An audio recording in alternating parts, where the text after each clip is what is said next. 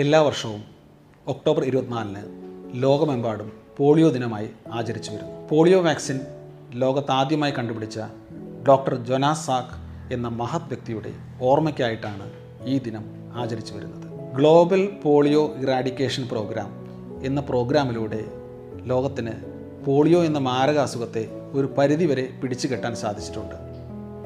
ഇതിനായി പോളിയോ വാക്സിൻ്റെ പങ്ക് വളരെ വലുതാണ്. കൃത്യമായി പോളിയോ വാക്സിൻ എടുക്കുന്നതിലൂടെയാണ് ഒരു പരിധിവരെ ഇതിന് സാധിച്ചിട്ടുള്ളത്. ഇന്ത്യയിൽ അവസാനമായി പോളിയോ കേസ് റിപ്പോർട്ട് ചെയ്തിട്ടുള്ളത് 2011 വർഷം ജാനുവരി 13-നാണ്. അതിനുശേഷം ഇന്ത്യയിൽ ഇതുവരെ ഒരു കേസ് റിപ്പോർട്ട് ചെയ്യപ്പെട്ടിട്ടില്ല. എങ്കിലും നമ്മുടെ അയൽ രാജ്യങ്ങളായ പാകിസ്ഥാൻ, അഫ്ഗാനിസ്ഥാൻ എന്നീ രാജ്യങ്ങളിൽ ഇപ്പോഴും പോളിയോ കേസ് റിപ്പോർട്ട് ചെയ്തു വരുന്നു.